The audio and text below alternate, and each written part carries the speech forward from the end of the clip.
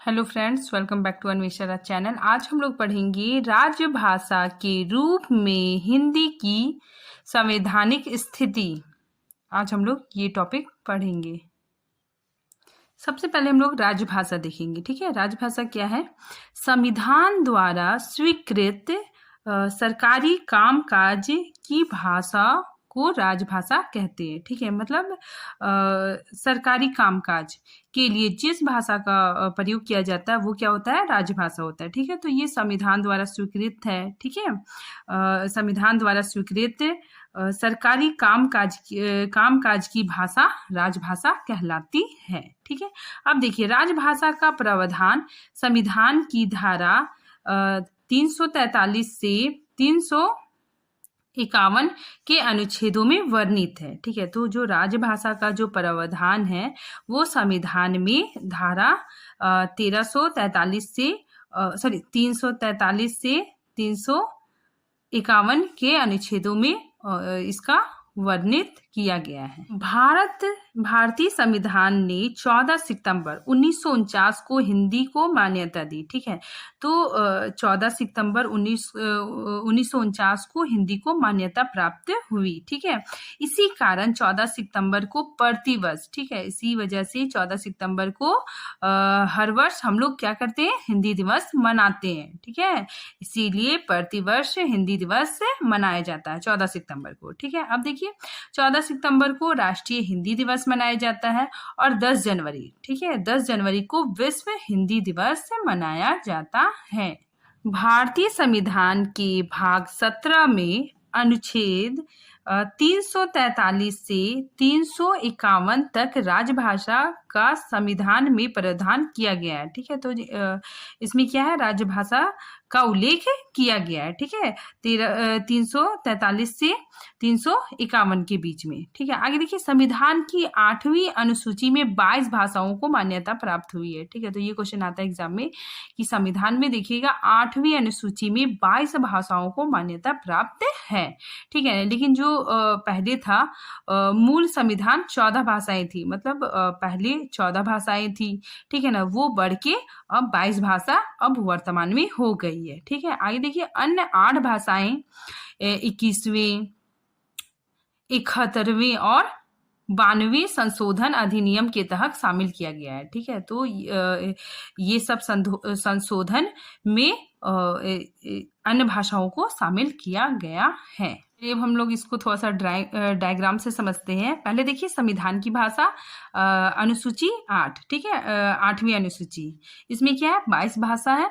ठीक है, भाग 17, और इसमें जो राज्य भाषा का जो प्रावधान है वो अनुच्छेद 343 से 351 में इसका उल्लेख किया गया है। ठीक है, भाषा का उल्लेख किया गया है। अब देखिए, अब इसको भी 4 भागों में हम लोग बांट सकते हैं। यहाँ पे देखिए सबसे पहले अध्याय 1, ठीक है, अध्याय 1 में क्या है? संघ की भाषा है। ठीक है, और इसमें अनुच्छेद 343, ठीक है, और अनुच्छेद 344 है। ठीक है, ये अध्याय 1 में है। ठीक है, अब हम लोग देखते हैं अध्याय 2। अध्याय 2 में क्या है? इसमें राजभाषा, प्रादेशिक भाषाएं इसमें सम्मिलित है। ठीक है, और ये कौन कौन अनुच्छेद में है? 345 अनुच्छेद में, फिर अनुच्छेद 346 में और अनुच्छेद 347 में। ठीक है, अब हम लोग देखते हैं अध्याय 3। ठीक है, तो अध्याय 3 में क्या है?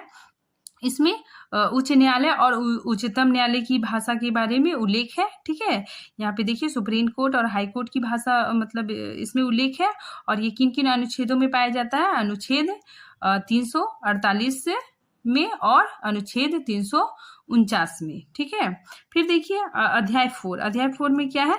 इसमें विशेष निर्देश दिया गया है। ठीक है, और वो कौन कौन अनुच्छेद में है? देखिए अनुच्छेद 350 में और अनुच्छेद 351 में। ठीक है, देखिए अध्याय 1 में 2 अनुच्छेद है, फिर अध्याय 2 के अंतर्गत 3 अनुच्छेद है, फिर अध्याय 3 के अंतर्गत 2 अनुच्छेद है, और फिर अध्याय 4 के अंतर्गत दो अनुच्छेद है। ठीक है, तो इसमें सिर्फ 3 है, बाकी सब में 2 है। ठीक है, तो इस तरह भी आप लोग याद रख सकते हो। अब हम लोग देखते हैं अनुच्छेद 120। ठीक है, तो इसमें क्या है? केंद्र से संबंधित इसमें बातें हैं, ठीक है। जैसे देखिए, संविधान की धारा 120 के अनुसार संसद का कार्य हिंदी या अंग्रेजी में होंगे, ठीक है। तो संसद का कार्य क्या होगा, हिंदी या अंग्रेजी में होगा, ठीक है।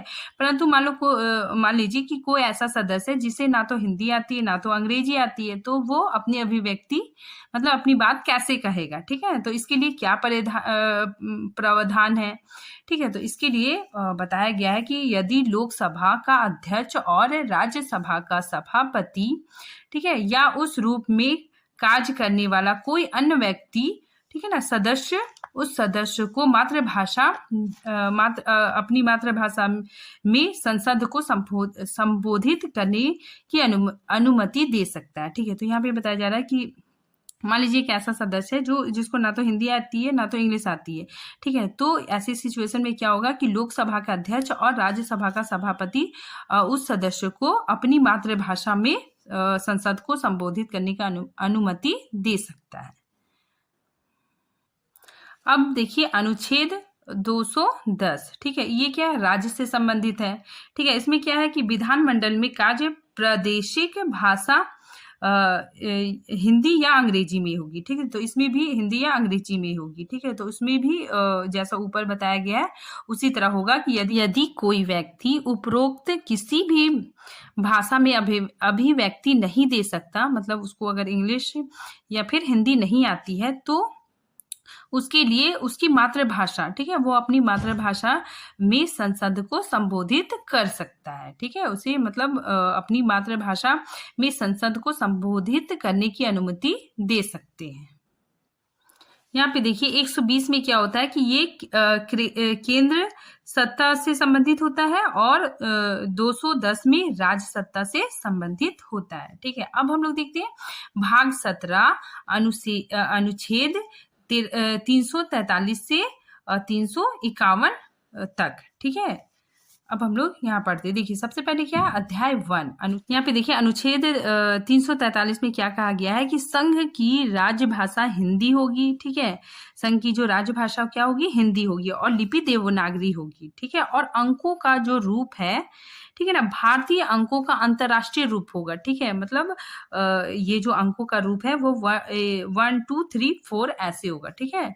मतलब हिंदी में ना होके ये अंतर्राष्ट्रीय रूप मतलब इंग्लिश में होगा 1 2 3 4 इस तरह होगा, ठीक है। अब हम लोग देखिए अनुच्छेद 343, इसमें क्या कहा गया है कि राजभाषा हिंदी के साथ साथ 15 वर्ष तक अंग्रेजी का प्रयोग भी राज्यकाल में होगा, ठीक है। तो यहाँ पे क्या हुआ था कि जब हिंदी को राजभाषा घोषित किया गया था तो अचानक से मतलब हिंदी लागू करने में बहुत दिक्कत हो रहा था, ठीक है, क्योंकि यहाँ पे अंग्रेज मतलब सारा राजकाल छोड़ के गए थे, ठीक है, और राजभाषा अंग्रेजी थी।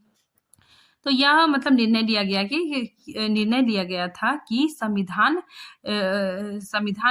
के प्रारंभ में 15 वर्ष, ठीक है, 15 वर्ष तक मतलब हिंदी के साथ साथ अंग्रेजी भी उसके साथ सहयोगी के रूप में चलेगी, ठीक है।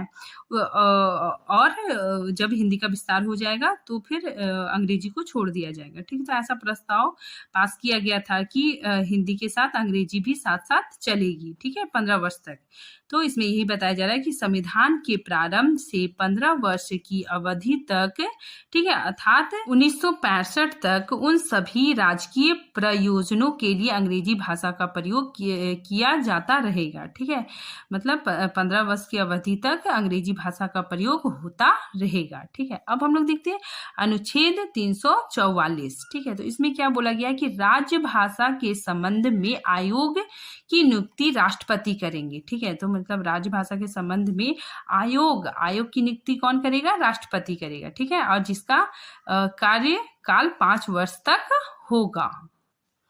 यहाँ पे देखिए राष्ट्रपति द्वारा आयोग का गठन किया जाएगा, ठीक है। राष्ट्रपति द्वारा क्या होगा, आयोग का गठन होगा, ठीक है। और राजभाषा आयोग का गठन राष्ट्रपति द्वारा किया जाएगा, ठीक है। तो दोनों सेम ही बात है कि राष्ट्रपति द्वारा क्या होगा, आयोग का गठन होगा, ठीक है। तो अनुच्छेद 344 में क्या होता है, ये आयोग का गठन होता है, ठीक है, राष्ट्रपति के द्वारा। अब इसमें देखिए 7 जून 1955 में बीजी खैर की अध्यक्षता में हुआ था। ठीक है, तो बीजी खेर का पूरा नाम क्या है? बाल गंगाधर खेर। ठीक है, ये कौन थे? प्रथम अध्यक्ष थे। देखिए, आयोग की समीक्षा प्रत्येक 5 वर्ष बाद राष्ट्रपति द्वारा की जाएगी। ठीक है, तो आयोग की समीक्षा 5 वर्ष बाद कौन करेगा? राष्ट्रपति द्वारा करेगा। ठीक है, देखिए 5 वर्ष बाद समीक्षा राष्ट्रपति करेगा।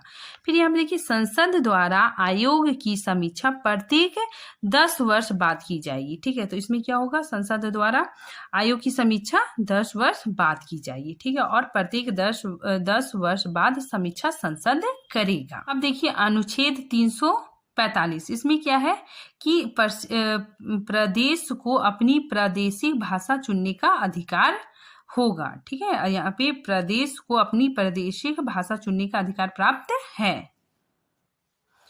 राज्य में शासकीय मान्यता वहाँ जो प्रचलित भाषा है, ठीक है, मतलब वहाँ कोई भी क्षेत्र में, ठीक है, अपना जो उनका मतलब प्रचलित भाषा है, ठीक है, राज्य विधान मंडल अपने राज्य में वहाँ किसी भी भाषा को शासकीय मान्यता दे सकता है। ठीक है, मतलब कोई प्रदेश है, वहाँ पे उसका अपना जो भाषा है, ठीक है, तो उस भाषा को मतलब उस भाषा को राज्य में शासकीय मान्यता दे सकता है। ठीक है, देखिए यहाँ पे बताया जा रहा है कि अनुच्छेद 345 के अनुसार किसी राज्य के विधानमंडल द्वारा उस राज्य में प्रयुक्त होने वाली या किन्हीं अन्य भाषाओं को शासकीय प्रयोजन के लिए स्वीकार करेगा। ठीक है, मतलब कोई भी राज्य अगर मांग करेगा कि हम लोग का मतलब ये भाषा होना चाहिए, ठीक है, इस भाषा को मान्यता देना चाहिए, तो जो वहाँ का जो शासन प्रणाली है वो उसकी बात को स्वीकार कर लेगा। ठीक है,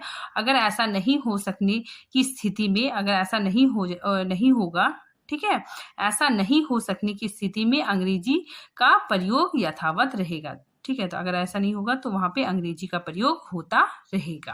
अनुच्छेद 346, ठीक है, तो अनुच्छेद 346 में क्या है कि संघ का राज्य के साथ एवं एक राज्य का दूसरे के साथ पत्रादि की भाषा, मतलब संवाद, ठीक है, पत्र की जो भाषा है वो क्या होगी? हमारी राज्य भाषा होगी। ठीक है, हिंदी ही होगी। ठीक है, यहाँ पे देखिए, संघ द्वारा प्राधिकृत भाषा एक राज्य, ठीक है, एक राज्य से दूसरे राज्य, ठीक है, दूसरे राज्य के बीच में तथा किसी राज्य और संघ की सरकार के बीच पत्र आदि की भाषा राजभाषा होगी। ठीक है, उन लोग के बीच क्या होगा?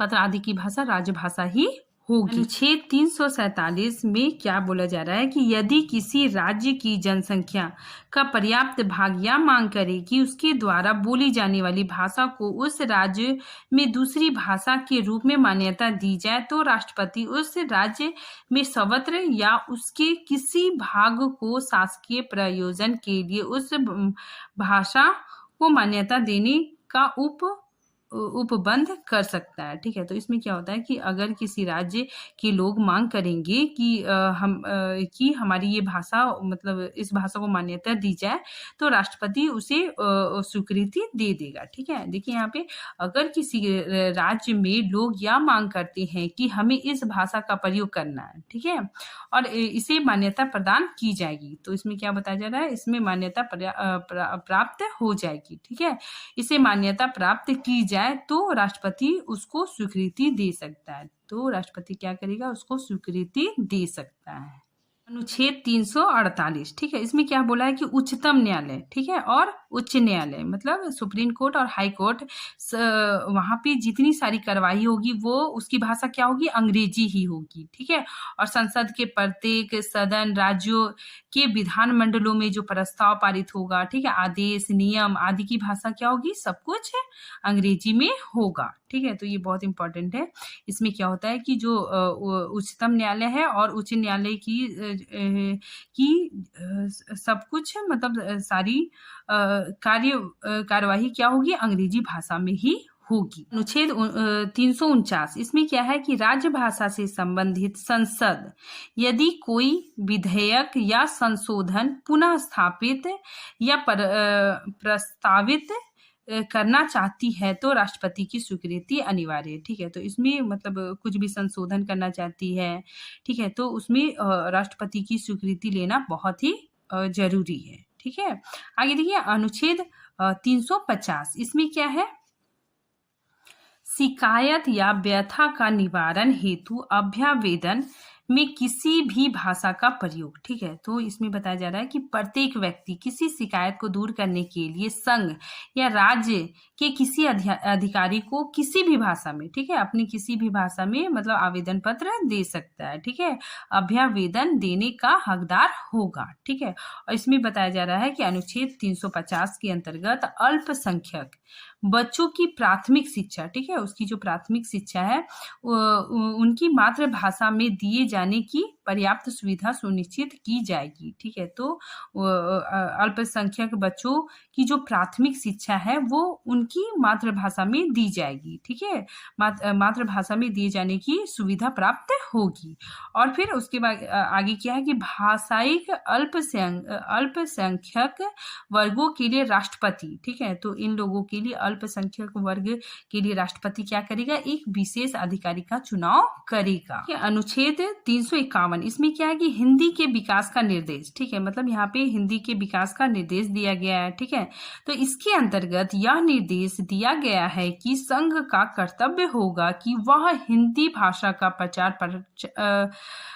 हिंदी भाषा का प्रसार बढ़ाएं, ठीक है, प्रचार प्रसार बढ़ाएं, ठीक है, और उसका विकास करें, ठीक है, ताकि वह भारत की सामाजिक सांस्कृतिक के सभी तत्वों की अभिव्यक्ति का माध्यम बन सके। ठीक है, तो इस अनुच्छेद में क्या है कि हिंदी के विकास का निर्देश दिया गया है। यहाँ पे क्या है, 8वीं अनुसूची, ठीक है, अनुसूची 8, इसमें क्या है कि 8वीं अनुसूची में संविधान द्वारा 22 भाषाओं का उल्लेख किया गया है। ठीक है, तो 22 भाषाओं को मान्यता दिया गया है। ठीक है, इस अनुसूची में प्रारंभ में 14 भाषाएं थी। ठीक है, जब हमारा संविधान बन के तैयार हुआ था तो उसमें सिर्फ 14 भाषाएं थी। ठीक है, कौन कौन थी, असमिया, बंगला, गुजराती, हिंदी, कन्नड़, कश्मीरी, मलयालम, मराठी, उड़िया, पंजाबी, संस्कृत, तमिल, तेलुगु और उर्दू। तो टोटल कितना हो गया, 14 भाषाएं। ठीक है, लेकिन अब क्या हो गया कि यहाँ पे कुछ भाषाएं और जुड़ गई। सबसे पहले हम लोग देखिए सिंधी। सिंधी क्या था, 21वें संविधान संशोधन। ठीक है, तो ये 21वें संविधान संशोधन कब हुआ था, 1967 में जोड़ा गया था। ठीक है, तो 21वें संशोधन में सिंधी को जोड़ा गया था। तो ये कितना हो गया, 14 से एक और बढ़ गया तो 15 हो गया। ठीक है, 15 भाषा हो गया। फिर क्या हो गया, 16 भाषा 16वां कौन सा हो गया, कोंकणी। ठीक है, फिर मणिपुरी, फिर नेपाली। ठीक है, तो ये 71वां संशोधन में इन तीनों को ऐड किया गया। ठीक है, 1952 में। ठीक है, फिर आगे देखिए डोंगरी, बोडो और संथाली। ठीक है, ये क्या है, 92वें संशोधन में भी इसको ऐड किया गया। ठीक है, 2003 में। तो टोटल कितना हो गया, 22 भाषा हो गया। ठीक है, आज के लिए इतना ही है। Thank you friends.